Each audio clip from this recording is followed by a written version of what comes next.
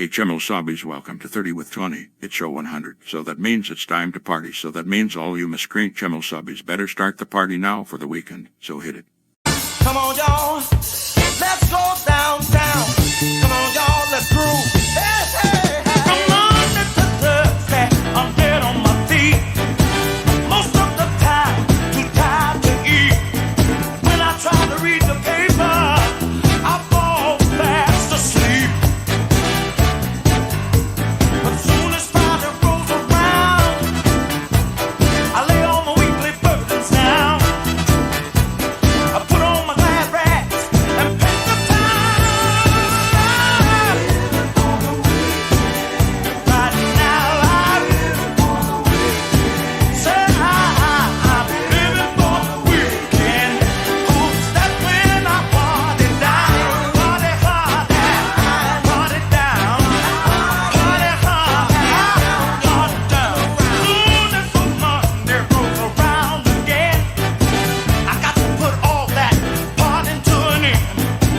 Got to start that same old grind with those 5-a-day weekends. Sometimes I get frustrated through the day. Take off bird and I touch and pay. At the time I don't really care, because I done took all that I can bear. Weekend, oh, die. Girl, cause that's when I party down, party down,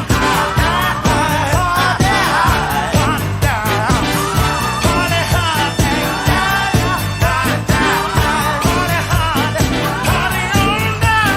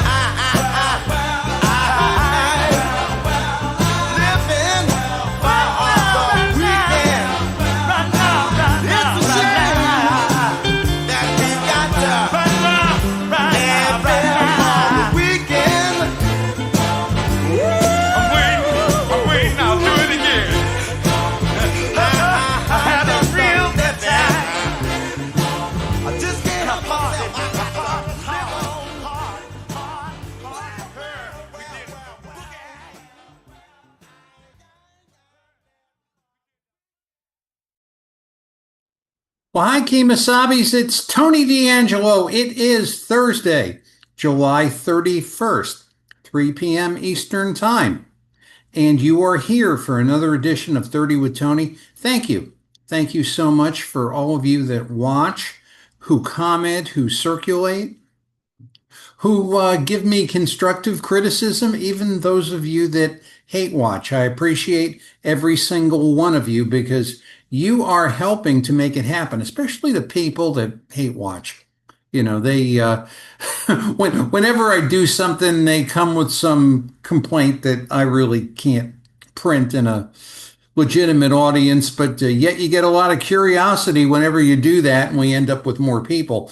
But welcome, thank you. I'm not here to, shall I say, make people get bothered. I do want some people to be bothered, but I'm here to do the best that I possibly can for you. And guess what? Today, by my chicken count, no pun intended, my wife Kathy is the female Colonel Sanders. We're at show number 100. Now that's 100 times I've come here, 100 times I've sat behind this microphone and given you the best of what I possibly could give you. And I'm so grateful for that. For many years, this type of show was a dream to me. When you go back years, and when you go back to when I started in media or broadcasting, which would have been approximately 20 years ago, you know, formally, with Bob Lazarian, the Monday Night Sports Talk in Eastern Connecticut, which really was quite a legacy and quite a series of shows with some incredible legendary guests. But that all said, the technology was so complicated and you needed so many things and you needed people to you needed all kinds of people. You needed a studio. You needed this. You needed that. You needed clearances. And. Now in this area of open media, if you will, you don't need any of that. All you really need is some very simple production equipment. And you keep at it and you keep working at it. And then if you've got something that's good, you'll be watched by tens. Then you'll be watched by hundreds. Then you'll be watched by thousands. What gets me all the time is these people who will be critical of people, you know, as far as people doing shows and people, you know, like myself or Lee Elsey, and say, well, they're not doing exactly what they need to be doing, and they're leaving this out and they're leaving that out. And, you know, they're shills for the state Republican Party and. Well, first of all, the state Republican Party certainly does not adore me. And they can think whatever they want. I'm going to say the truth about them, as I'm going to say the truth about everybody else whom I run into, and I want you to be truthful with me. Secondly, what people do not understand, and maybe I'll say it one more time. I don't know if it's worth it. Maybe it is. In order to have a good or great talk show platform, you've got to allow all the voices. You've got to allow the liberal. You've got to allow the conservative. I don't know if they're going to come or not, but you have to allow them. Because if you want to live in a silo, actually, why do you allow them? For two reasons. Number one, it gives you valuable information. You need to know what the liberal is doing for you to protect yourself, protect your family, and to mount an effective offensive against them. State-run media ain't going to tell you a blessed thing. They're only going to tell you what the Politburo wants to tell you. The other thing is there's such a thing as advertisers, and there are people working in the radio station, and they have livings to meet and bills to pay. And the advertisers need a wide audience to sell their product. Otherwise, you do not have a radio station. You know, it's Stephen Colbert, I think, is an incredible example of that. It's, yeah, people like him, you know, for whatever purpose, but the man's losing money hand over fist. You know, the CBS Paramount Corporation cannot keep him employed, basically. And they're losing money. They would be better off from a corporate standpoint if they could shut his water off tomorrow. But in order to do that, you've got to have something people want to listen to. And people like listening to, you know, people they don't like. And when they do that, they develop an energy, be it positive or negative, but as they're doing it, they're listening to the ads. And the sponsor is an important part of radio. And the other thing is, do not ever put yourself in a tunnel. Do not ever put yourself in a silo. You may not know everything. You may not have 100% of the answers. And oftentimes, most people forget about the bigger picture entirely. They think what they're doing is right. In many cases, it is right. But in many cases, they're completely forgetting the forest for the sake of one tree. And I want to disimbue you of that notion and do the best I can. But anyway, in this show 100, I don't have a plan. I'm just going to let it all hang out for a while and kind of tell you where I'm at and give you my basic premise. I am so disgusted, trying very hard not to be discouraged, but so disgusted with the continuing stupidity, and I mean real stupidity, that you see in politics and media, in programs and this and that. I mean, it really is people wanting to do the same thing over and over and over again, and somehow they're expecting a different result. It's like welfare. How much welfare and how much spending will cure the homeless problem, will cure the drug problem? It seems like the more we spend, the bigger it gets. Now, there's a large part of that is the money doesn't go to what it's supposed to help. The money is going to the fat cats and the nonprofits and the NGOs and, for bogus studies and things like that. And it doesn't get down to where it is. But the fact of the matter is, a little bit of tactical spending could create wonders, but the political establishment is not interested in solutions. And that's really what bothers me. The political establishment is interested in continuing to establish itself. And their worst fear is they become irrelevant and you don't need them. Basically, because if you don't need them, there is nothing else they can do. There's nothing else they are capable of doing other than quote unquote legislating upon you or me. But let's get to it, because a couple of these things have really, really, really hit me as of late. I want to go over to here. And I don't know, just going to get a sip of my drink. I don't know if you had a chance to read the Bob Swick article this past Saturday. I'll blow it up here a little bit, called The Failed Socialist Kamikaze Blue State Manifesto. And Bob has a wonderful open here.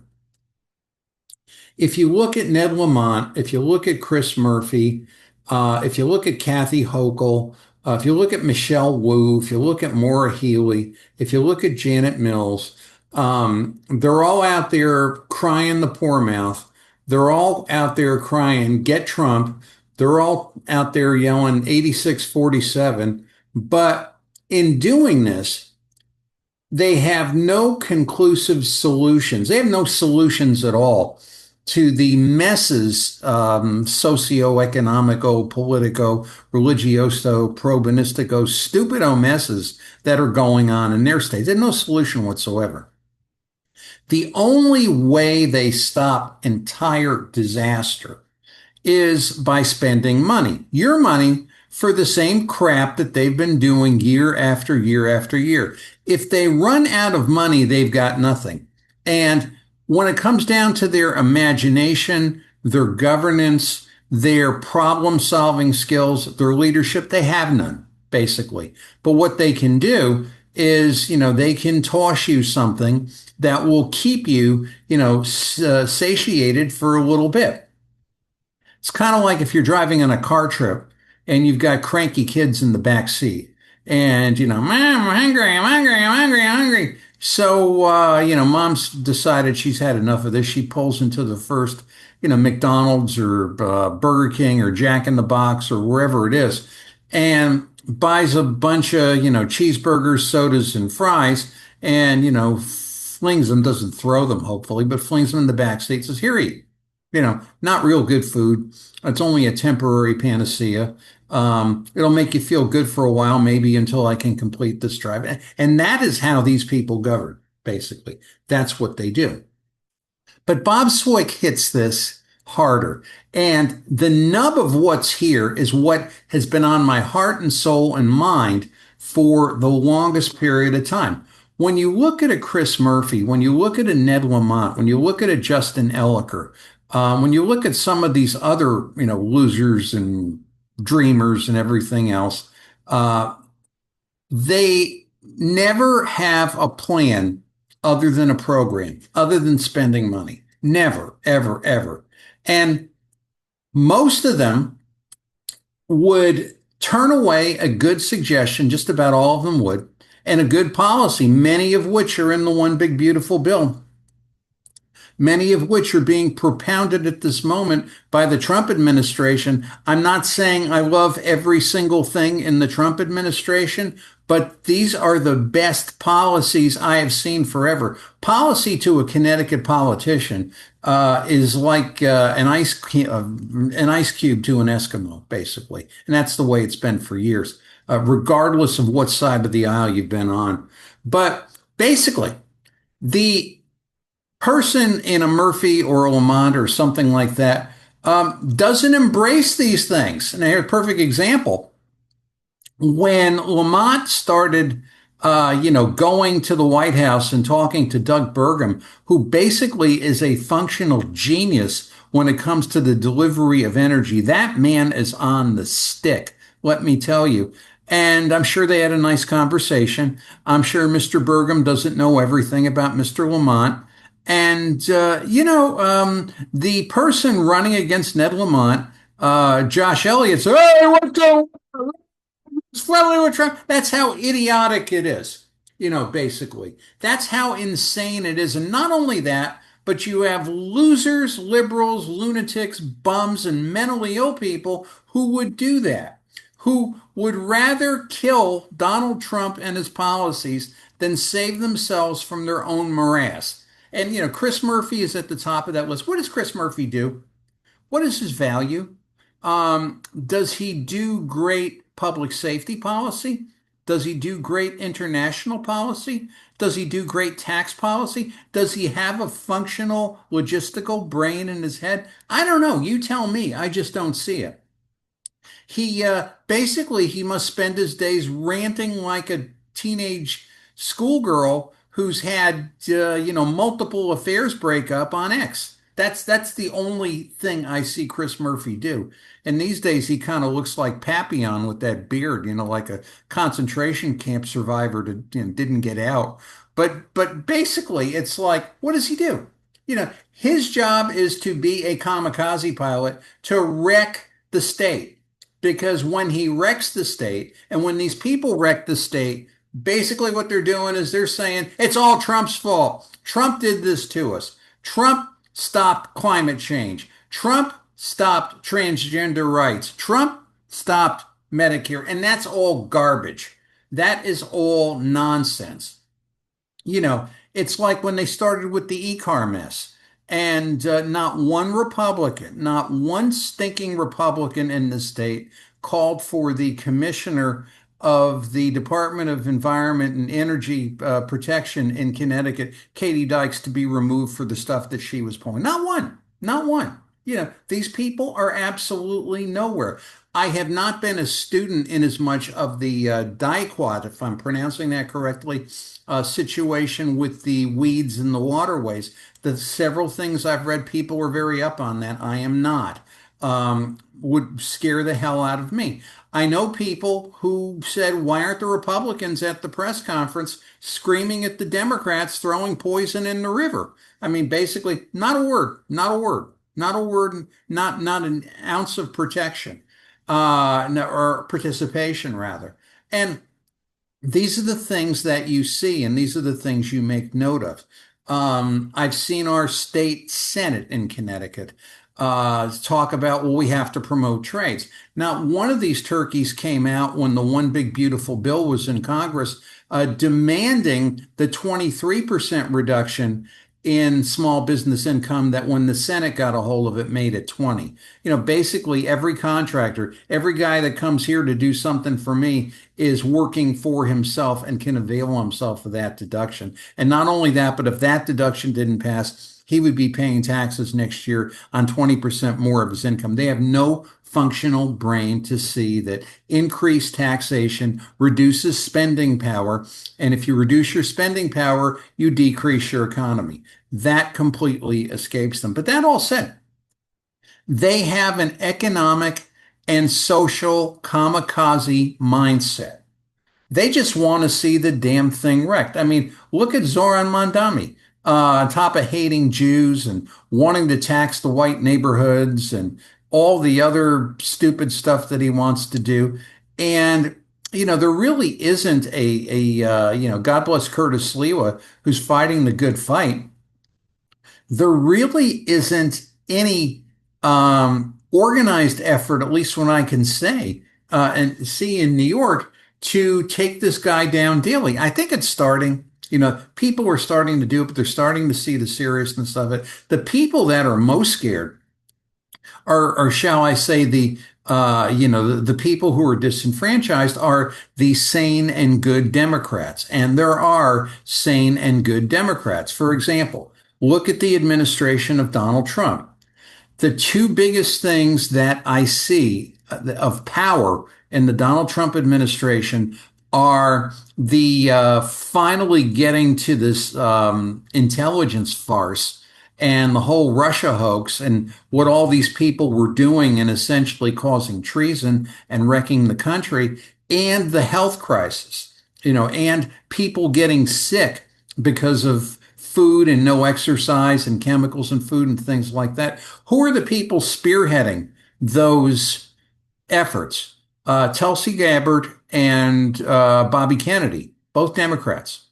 So that's the way it's supposed to work. We're supposed to have a balance, taking values from one another and debate our points and come up with the best solution for the sake of the country. The modern day bird brain politician, the Ned Lamont, the Chris Murphy, the Joe Courtney. What does Joe Courtney do? Other than showing up in some dumb pictures and, having people write things for him that don't make sense and not being able to check boxes on disaster relief forms and having people not get a disaster deduction when they needed it most in a 60-day delay on their income taxes and show up in Congress like a dumb smiling savage. What does he do? What is his value? Why does nobody criticize him? Why does our state Republican Party sit there and pose with the guy? Basically, I'm lost. I am lost. But, I guess that's why I do this show. I guess that's why you watch it. But that all being as it is, we have this nonsensical kamikaze blue state mentality. Now, for those of you that don't know what a kamikaze plane was, this was a plane that was flown by Japanese aviators in World War II that was directly crashed on U.S. warships.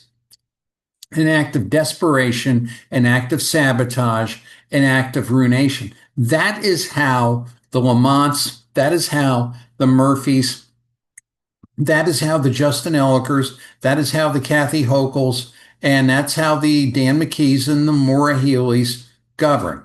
I got to wreck this thing in order to save it. Let's look at a little bit more of Bob Swick.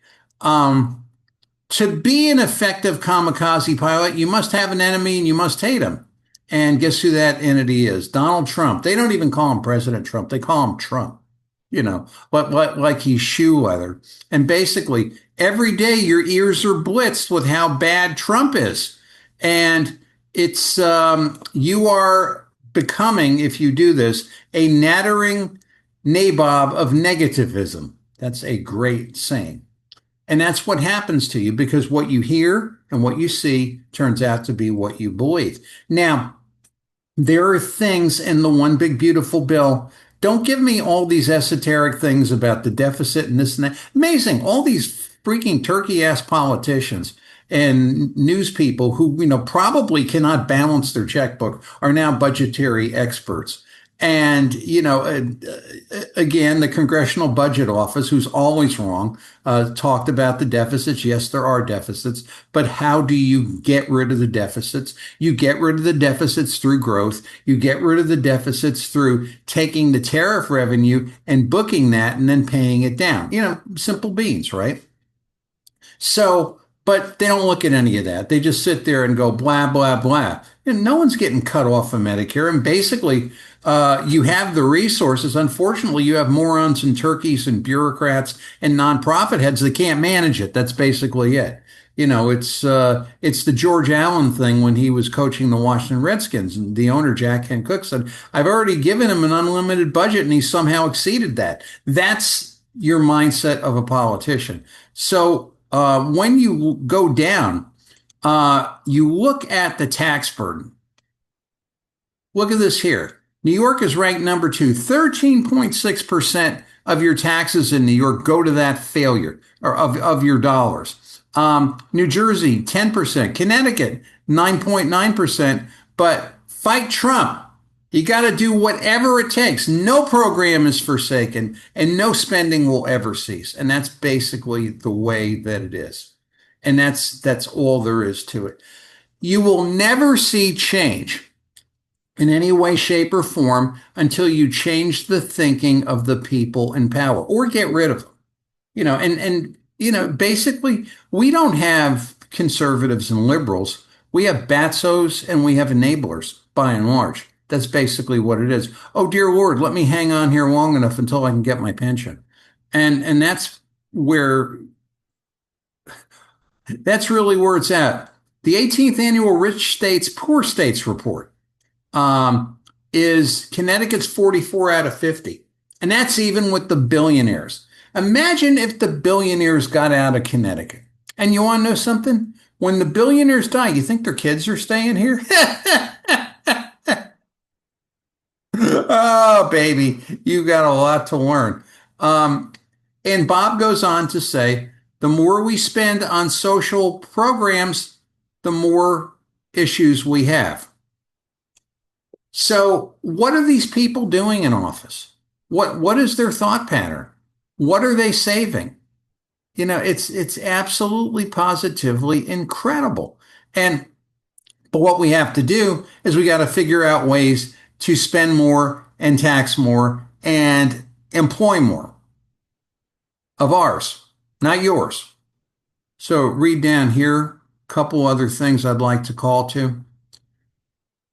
This is how the model works.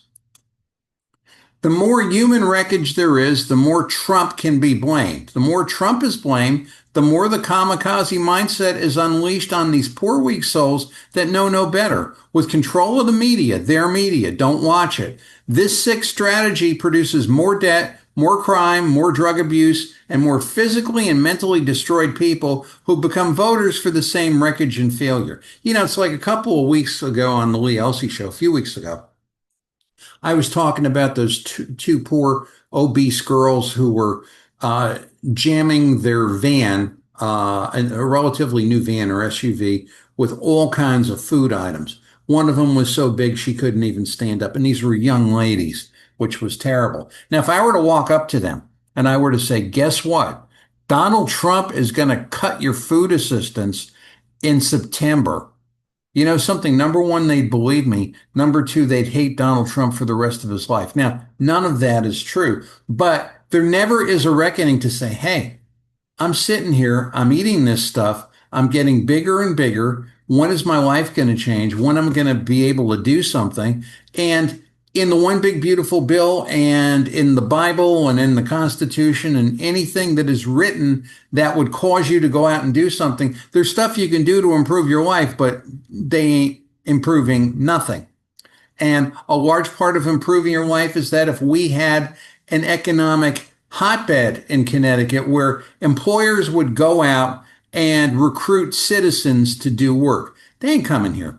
They ain't coming here. It's almost to the point where the stupid DECD, the Connecticut Department of Economic and Community Development, AA Community Destruction, can't give them a bribe big enough to come. But if you had that, you would have people shaping up for employment. I grew up in a town called Stamford, Connecticut, different Stamford than it is today, but basically Stamford was a factory town. And the things that the factories did was they gave you a way to get up. They would pay for your schooling, they would pay for your vacation, they would pay for your training because they wanted you to stay, they wanted you to grow, and they wanted to build better. Yet what they didn't have was government interference.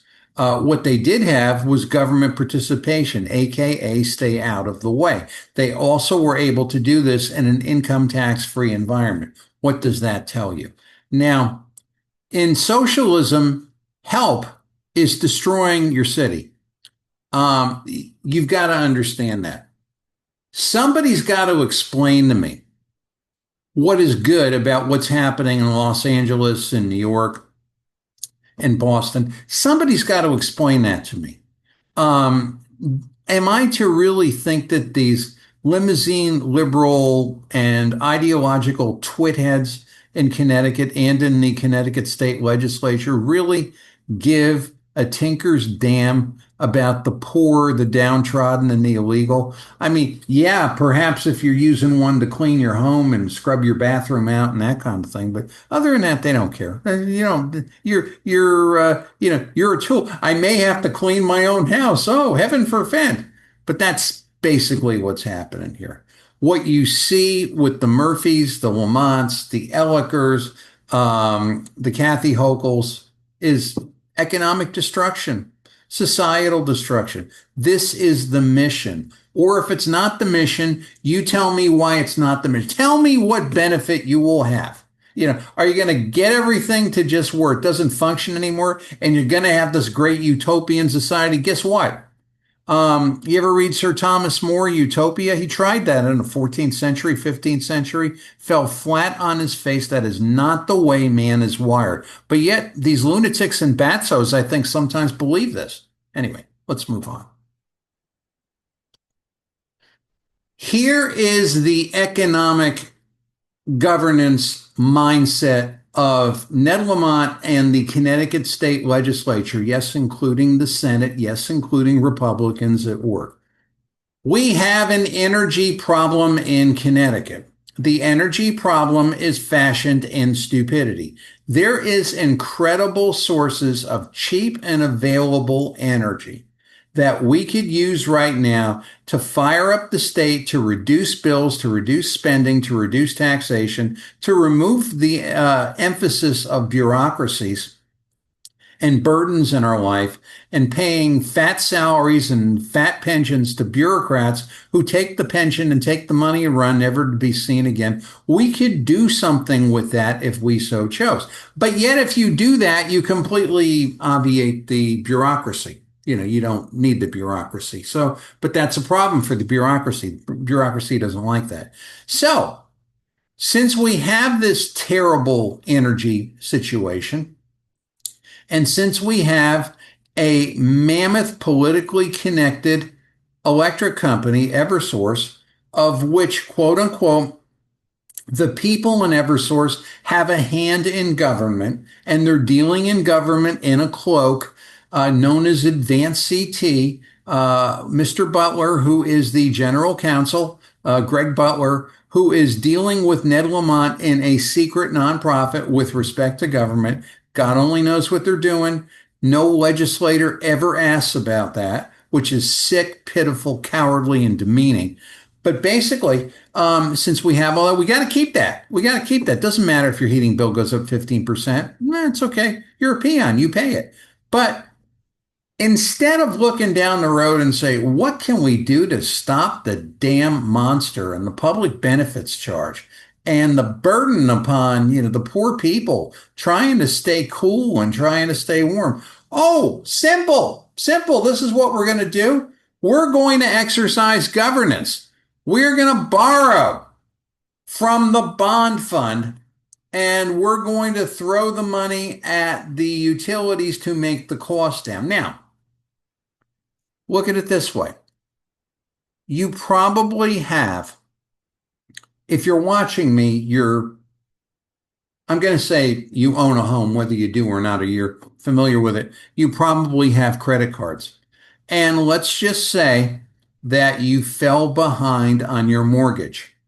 So you go and you borrow on the credit card and pay your mortgage. What have you done? You've increased debt on both sides. And you're late again, you do the same thing. So there's going to come a time when you're going to have to pay off the credit card. So what do? Well, you go and you try to get another credit card and the debt gets bigger and bigger and bigger. This is not governance. This is not fixing a problem. This is stupidity going somewhere to happen. And Ned Lamont, we're going to look at that in the next article, who quote unquote is the businessman governor, is somehow championing this is the right thing to do. God help us all. Anyway, read down the article, Pazianowskis, July 25th. If you do this and drive the state into further debt, you save $10. What does that get you? A burger and a Coke? Maybe not even. I was surprised what a pizza costs. A little pizza, down at Pizza 101 in Pomfret, great Greek pizza. Cost me a lot of money last week.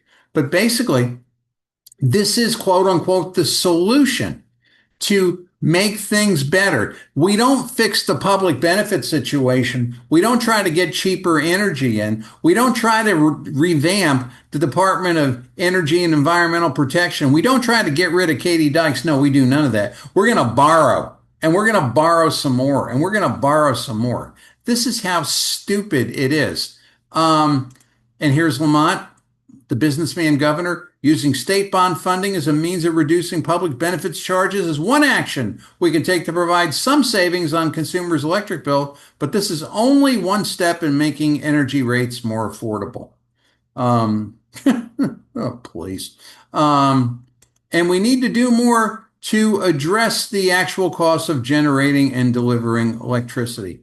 Yeah, moron. Like, you know what you need to do, but you're paralyzed to do it because you don't want to be called anti-green, anti-liberal, anti-this, and you will not have the courage, nor will you have the foresight, nor the intestinal fortitude to go to Doug Burgum and say, I'm going to work with you and I'm going to work with President Trump to get real energy relief in our state. You see what's happening? Do you see what's happening? Let's read down a little bit more. We sit at the end of natural gas pipelines, means we can get it, right? Have the highest electric rates in the continental U.S. Actually, it's kind of a non sequitur statement because the only way that that would indicate some kind of a restriction is that we couldn't get to the natural gas, but we sit at the end of the pipeline. And here you go. They've been working on this for 5 years. The high cost of electricity, the reliability of its generation and delivery, the adequacy of supply, and the oversight by state regulators have all been elements of legislative and administration efforts towards reform since 2020. Translation, they have taken 5 whole years. They have done whatever they can to make things worse for you. Oh, God, do you want these people washing your car? Basically. And subsidizing the public benefits charge comes as other factors are driving down costs. Notably, reductions in supply rates of 13% for Eversource and 14% United Illumination, effective July 1st. People were leaving the state or people were turning their electricity off. Of the $155 million in bonding to be approved by the Bond Commission, a bunch of lemmings. $125 million will reduce costs associated with hardship program for low-income customers, and $30 million will be used to reduce the costs associated with the electric vehicle charging permit. How does that help you? How does that help you? What they're borrowing is going to go to the people who are on the public benefit, and chances are you don't have an e-car. They're saying, well, we're going to go and give this borrowed money. Hey, might give you $5 off or something like this. We're going to go and give this borrowed money, and we're going to give this money to quote unquote the people who actually are part of the situation that's creating the problem in the first place. And the problem is that we keep paying the public benefit and we don't fix the underlying issues, but we're going to feed that monkey. And then we're also going to throw some money at the e-car monkey, the failed e-car monkey. And, aren't we great? Now look at this. Governance. Another round of borrowing in 2026 would enable the savings to continue until at least the first several months of 2027. Another borrowing on my credit card will help me to keep a roof over my head for another month. Where does that end up? Bankruptcy. Republicans, instead of talking about real energy and the real Donald Trump energy program, they wanted a bigger package. This is insane. Little moronic economics lesson.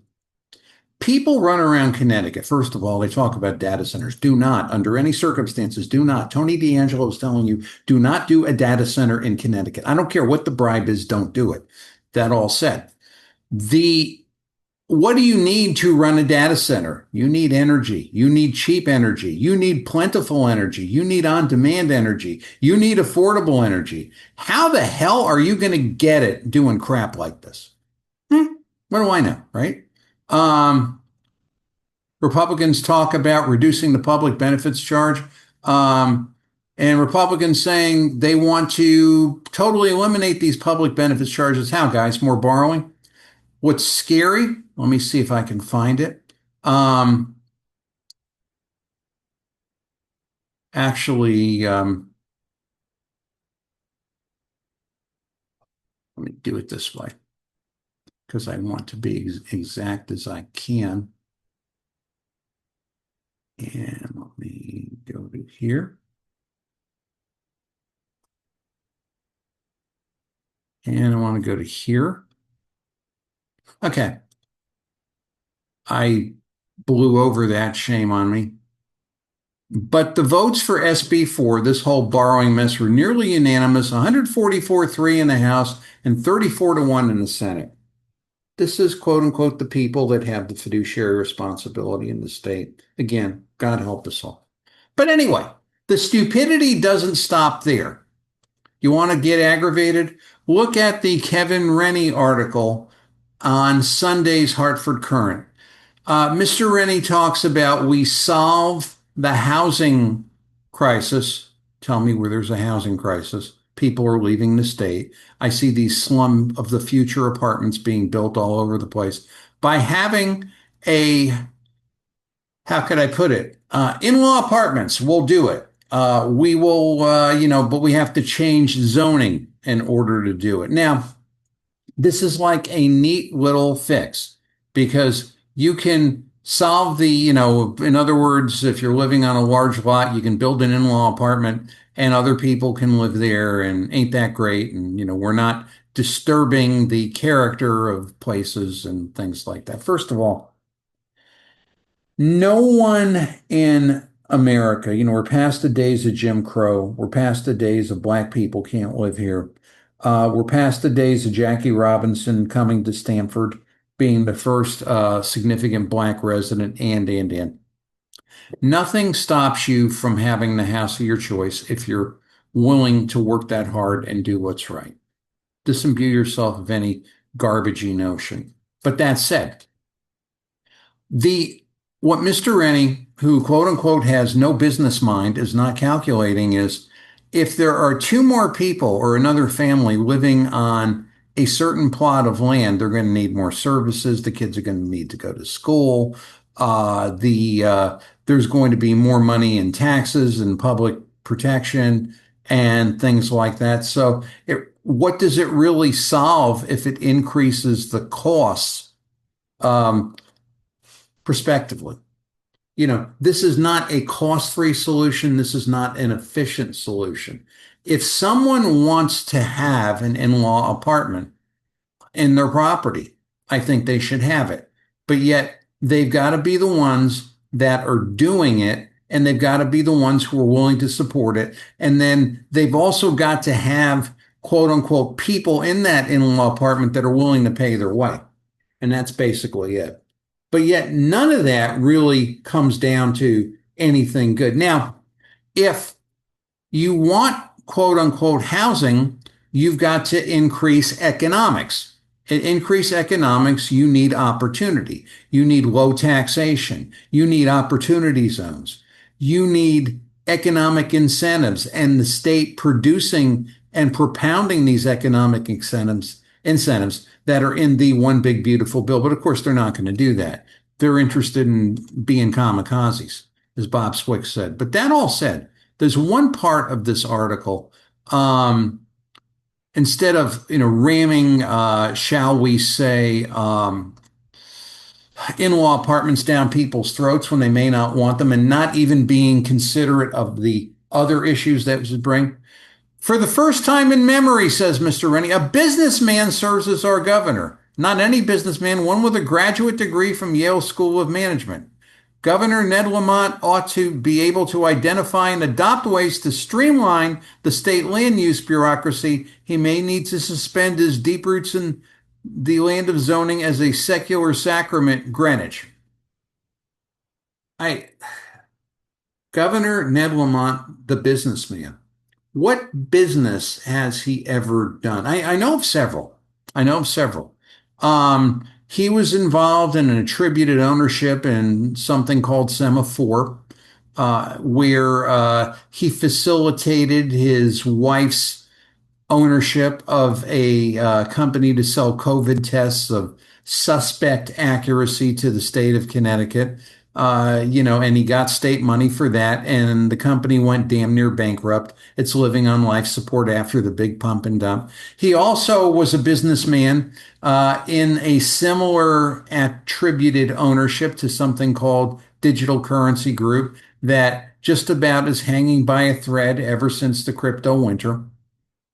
And basically for all the things of, we're not involved, we have no idea what his wife's ownership interests are doing. After all, a lot of that runs in the Cayman Islands. But these are the businesses Ned Lamont has been in. This is a great barometer, if you will, of his business acuity and acumen. 2 times, on record that we know of, he's been involved with businesses.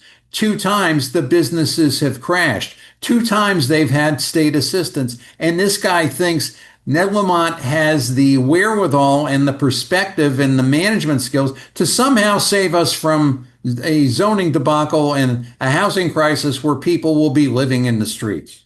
I can't make this stuff up. I cannot make this stuff up.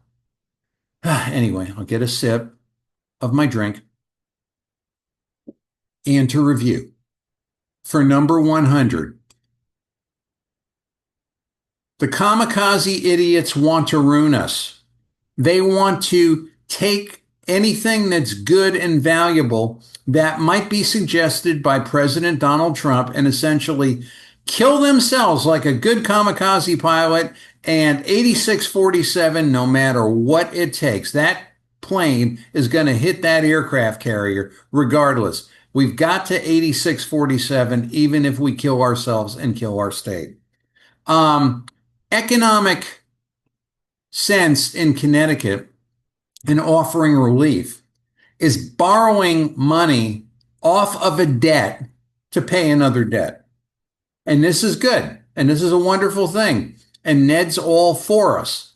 And basically what Ned will not do, because he doesn't have the gumption, the skills, or all he pretty much has to do is follow along, is pay a visit to Doug Burgum to fix the thing for him. But he won't do it. He won't do it.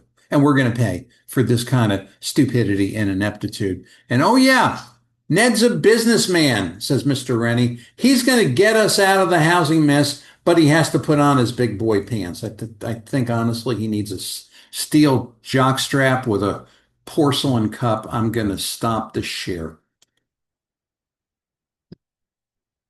Once again, I can't make this stuff up. When we have government people who essentially have no skills, no policy, no vision, no desire to improve things, and basically are there so they can have their vision and imprimatur, using that SAT word, upon you, even at your detriment, things ain't going to change. Who's going to change it? You. You've got to be embarrassing, calling these people out and pointing at them and throwing their stupidity in the street and stamping on it and pray for better people to come and to run and to fix things. They ain't going to do it. They're the ones that got us into the mess in the first place. The only way they know to quote unquote fix the mess is by doing what they did, by getting us all in the mess in the first place. End it now. Remember, one can put 1,000 to flight, two can put 10,000. So says the Bible. And so says Tony D'Angelo. It's 30 with Tony. We'll be back with the rest of the show. The fun part, I know you've been waiting for that, right after this.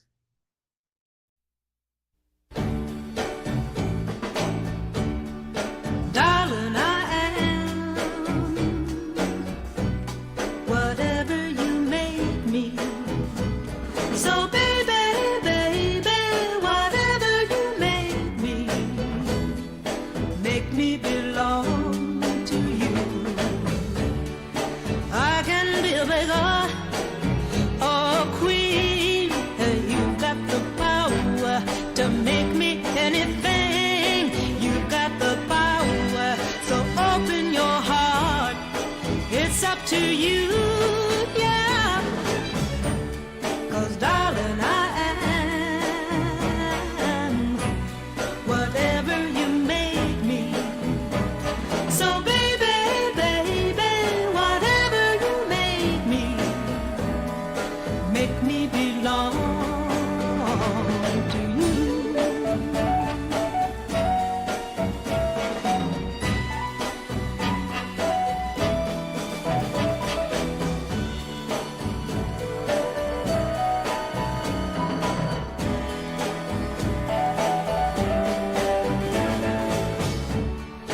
I can be a puppet on a string. You've got the power to make me anything. You've got the power, so open your heart. It's up to you, yeah. 'Cause darling, I am whatever you make me. So baby, baby, whatever you make me belong to you.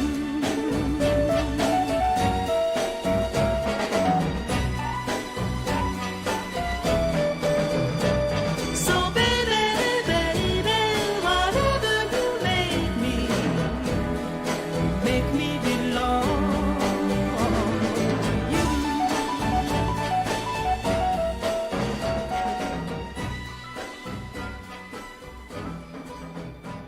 So baby, baby, whatever. Hey, Chemosabis, the really cool Chemosabis watch 30 with Tony at the beach. So since I am the president, I have a beach update for you, Hidano. Roll your guard. Roll your guard.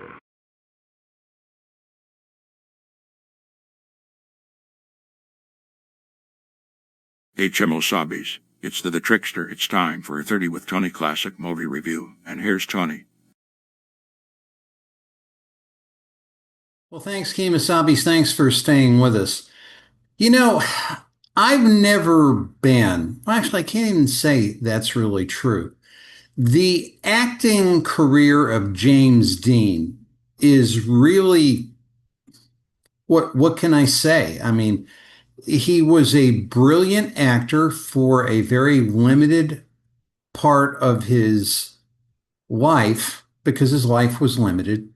He died in a car crash right at the height of his fame, and his persona after his death became legendary, gargantuan, and monumental. And we're going to look at one of his films today. And basically, why don't I just get into it? Because I think we'll get a lot more clarity with that. The film we're going to look at today is one called Rebel Without a Cause. It was made in 1955. Now, James Dean is a familiar face to just about everybody. He was the quintessential, I'll hold his picture up here if I can. He was the quintessential 1950s delinquent, bad boy, boy gone wrong, and a terrific actor. As a matter of fact, when Ronald Reagan was acting in the GE Theater in the early 1950s, he did I think, one or two shows with James Dean and had incredibly high praise for him. And basically, the James Dean had an incredible cult following as time went on. But in this movie, he plays a teenage juvenile delinquent who has moved into a new community with his bickering parents, and the parents have money. And he goes through one day of holy, high handed, hellacious hell in so many ways. He gets himself into trouble. As he gets himself into trouble, he runs into a couple of other people, young people at the police station who are also getting into trouble. And basically, what they are, the movie wants to portray that they are horribly misunderstood kids, and the adult world has not given them recognition or a break. The people he runs into, he has his own delinquent character. He's not well liked when he starts off in this new school. There he is again. Natalie Wood. That's actually an older picture. Natalie Wood in this movie is a young lady. She died a young lady, unfortunately, under very mysterious circumstances about 45 years ago. Another story for another time. But basically, lovely, lovely, lovely girl, as you can see, was married to Robert Wagner. And the part that she plays is the daughter who cannot relate to her father, so she gets herself into trouble and wears racy clothes and hangs out with a bad crowd. The other guy is Sal Mineo. Sal Mineo is another actor who died prematurely. Michael Dante, my friend, my actor friend and mentor from Stanford, actually worked with Sal on Somebody Up There Likes Me. Sal was the male supporting actor to that. Sal plays in this movie a deep, dark, twisted kid who doesn't know right for wrong, and he's neglected, but he's basically gentle, but he's screwed up because he has no guidance. Anyway, when you watch this movie, it's these are the characters. John Plato Crawford, who is Sal Mineo, and Judy, who is Natalie Wood, and they've both gotten into trouble. And if you haven't seen the movie and how things mushroom from bad to worse to that, to cataclysm, to awful, I'm not going to spoil it for you. But what it does tell you is this particular movie is the value of communication and the value of sharing and the value of dealing with things before they get too far out of hand. Case in point, the Connecticut government and the legitimate establishment that we just talked about in the last segment. But basically, it's in color, it's riveting, it's incredible, it's you find yourself in a lot of these situations. There's a couple of other really great actors in this movie. Jim Backus, to a lot of you, he was Mr. Howell on Gilligan's Island. Ann Doran, who is a longtime movie actress, she plays the mom to James Dean. Corey Allen was a long time sort of offbeat character, long career in movies. William Hopper, same thing. And these people were really getting started, and they're all able to act, and they're all able to act incredibly. But it looks like a movie to me that was built to showcase James Dean, but in doing it, they made much more of an iconic, wonderful, taut, riveting, and suspenseful movie, engendering empathy in the viewer than they had ever imagined. So with that, I'm going to send you off to the movies, and in those places where it will play, you will watch the trailer for this particular film, which is Rebel Without a Cause, made in 1955. Let's look at the trailer.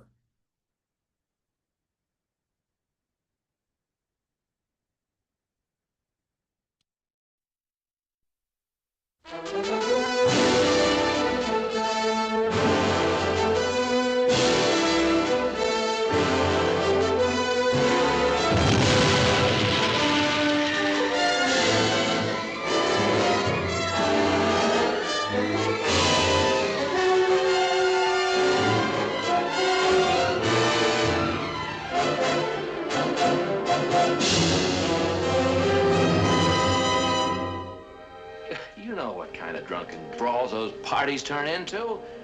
It's no place for kids. A minute ago, you said you didn't care if he drinks. He said a little drink. You're tearing me apart! What? You say one thing, he says another, and everybody changes back again! Girls don't love their father. Since when?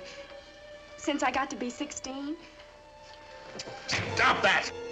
I love you, Jim. I really mean it.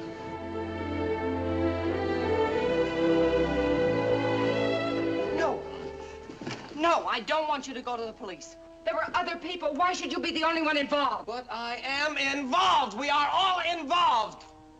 Mom, a kid was killed tonight.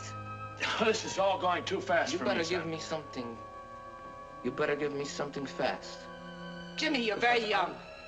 A foolish decision now could wreck your whole life.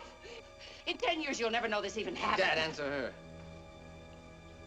Stand up! You want to kill your own father? Gary!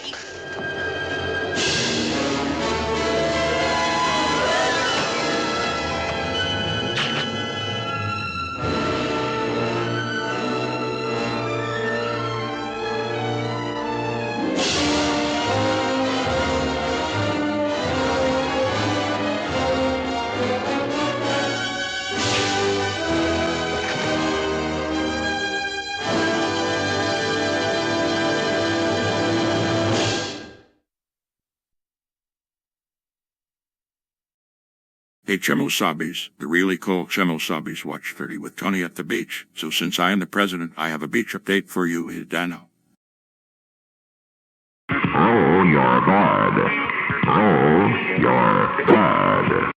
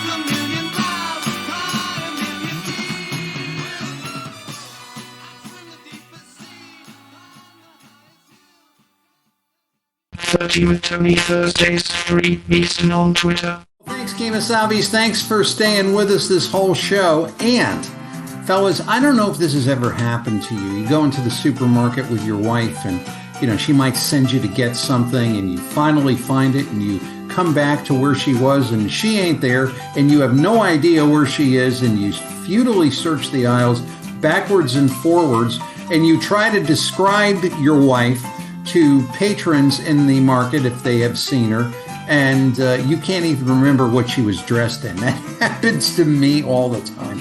But that said, there is somebody that has a solution for this, and he was telling me about it. And he said, you know what I do, Tony, is when that happens is I walk up to the most beautiful woman in the store, and I start talking with her and say, ma'am, you're gorgeous. Do you mind if I talk to you for a while? And of course she's horrified, says, well, why do you want to do this? Well, it's very simple.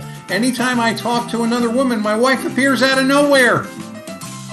It's Tony D'Angelo here on 30 with Tony. Thanks, Kemosabe. Thanks for staying with us. And see me and hear me, Lee Elsey Show, Tuesdays, 7 a.m. Eastern, 94.9 Stimulating Talk, and snippets on Patriot TV. And always this show, 30 with Tony. 3 Thursdays. Twitter, Tony, easy to remember. See ya. God bless. Bye, Kemosabe.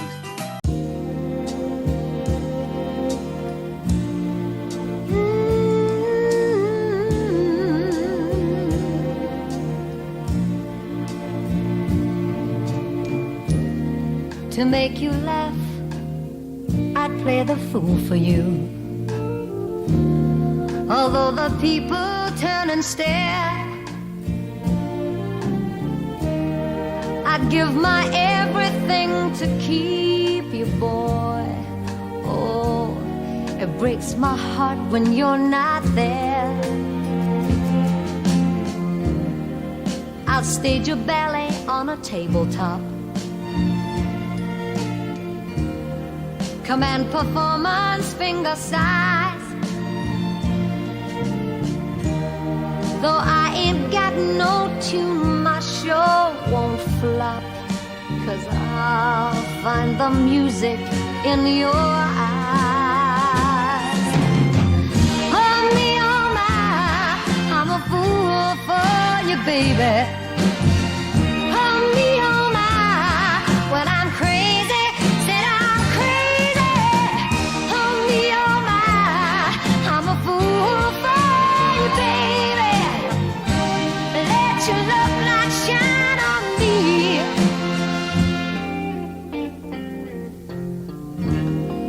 We'll blow a genie from a cigarette. We'll take a magic carpet ride. We'll tell our smoky friend, now don't forget, you must keep us side by